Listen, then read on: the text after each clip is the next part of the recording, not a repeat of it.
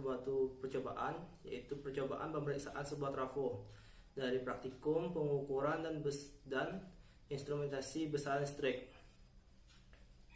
Tujuan dari saya membuat percobaan pemeriksaan sebuah trafo ini adalah untuk mengetahui bagaimana cara kita untuk memeriksa sebuah trafo, apakah kondisi dari sebuah trafo ini masih baik ataukah tidak. Dan alat-alat yang kita perlukan untuk percobaan kali ini adalah yang pertama, yaitu sebuah multimeter. Di sini saya menggunakan sebuah multimeter analog ya.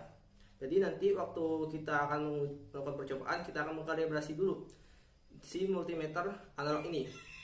Dan tentu saja karena namanya juga pemeriksaan trafo, jadi kita menggunakan sebuah trafo. Di sini saya menggunakan sebuah trafo, yaitu trafo non CT ya.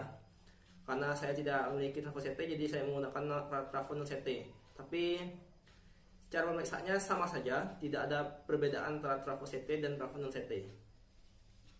Dan langkah-langkah untuk melakukan percobaan ini adalah sebagai berikut.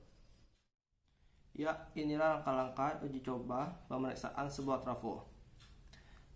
Trafo atau yang dikenal juga dengan transformator memiliki dua gulungan di dalamnya, yaitu yang pertama gulungan primer atau input yang biasa kita gunakan untuk memasukkan energi listrik dari PLN atau yang sumber lainnya, dan ada gulungan sekunder yaitu output atau keluaran listrik yang bisa kita gunakan untuk masukkan dalam sebuah rangkaian atau ke motherboard ya, breadboard ya sebenarnya, ke breadboard. Nah, di sini saya akan melakukan percobaan pemeriksaan sebuah trafo, apakah trafo ini yang saya uji ini masih baik atau tidak. Nah, untuk langkah-langkahnya adalah sebagai berikut ya. Yang pertama, kita mengkalibrasi multimeter analog ini ke kali 1 ohm ya, seperti ini. Nah, sudah menjadi kali 1 ohm ya. Sekarang kita kalibrasi.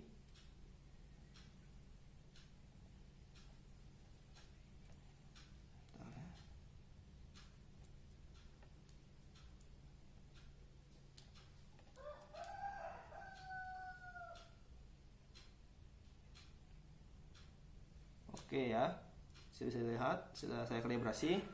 Nah, untuk cara pemeriksaannya sendiri adalah caranya, bagian kaki negatif kita dekatkan pada salah satu kaki transistor transformator. Nah, satunya lagi positifnya ini kita dekatkan juga ya. Apabila kondisi trafo ini masih baik, maka jarum yang ada di bagian multimeter analog ini akan bergerak ya. Bisa dilihat jarumnya bergerak tadi. Ini ya, jarum bergerak. Yang lainnya, jarum bergerak, jarum bergerak,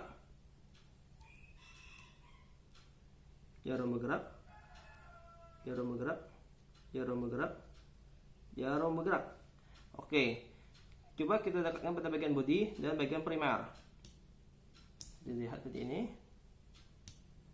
Pada bagian bodi jarum tidak bergerak. Oke, penjelasannya akan saya jelaskan nanti ya, bagian akhir. Ke bagian primer jarum juga tidak bergerak. Oke, berarti kaki-kaki pada bagian sekunder masih sangat bagus ya. Sekarang kita akan memeriksa bagian primernya. Caranya masih sama seperti pemeriksaan sekunder, yaitu bagian kaki negatif dekatkan ya seperti ini. Nah, sebelum kita memeriksa yang bagian primer, kita harus mengganti kalibrasinya ke kali 10 ohm ya. Kita ganti ke kali 10 ohm seperti ini. Seperti lihat ini yang kali 10 ohm ya. Kita kalibrasi lagi.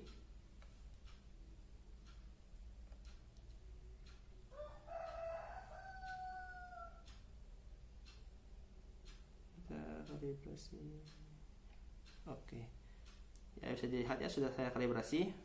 Pengecekan juga masih sama seperti ini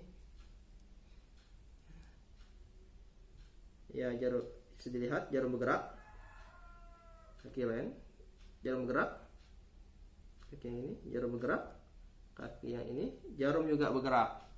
Kita dekatkan pada bagian bodi, jarum tidak bergerak. Oke, saya akan menjelaskan ya, kenapa pada saat kita meletakkan bagian positif ke bagian bodi, jarum bagian pada analog ini tidak bergerak ya. Karena jika jarum pada multimeter analog ini bergerak saat kita meletakkan pada bodi, berarti trafo ini dalam keadaan bocor. Karena seharusnya tidak boleh ada aliran listrik di bagian bodi. Karena jika ada aliran listrik di bagian bodi trafo, berarti trafo ini dalam kondisi bocor ya. Dan sudah sangat tidak baik untuk digunakan. Nah, sekarang kita akan memeriksa bagian dekat kepada bagian sekunder, dari primer ke sekunder. Apakah jarum bergerak? Jarum juga tidak bergerak. Oke. Kenapa pada saat tadi sekunder didekatkan pada primer jarum tidak bergerak, dan sebaliknya primer ke sekunder tidak bergerak? Karena tidak boleh ada aliran listrik langsung ya dari sekunder ini ke primer. Karena jika terjadi sambungan listrik langsung ya, mengakibatkan trafo ini rusak, yang mengakibatkan akan terjadinya kebocoran di bagian bodi. Nah, jika sudah terjadi kebocoran di bagian bodi, pada trafo ini sudah kurang baik ya.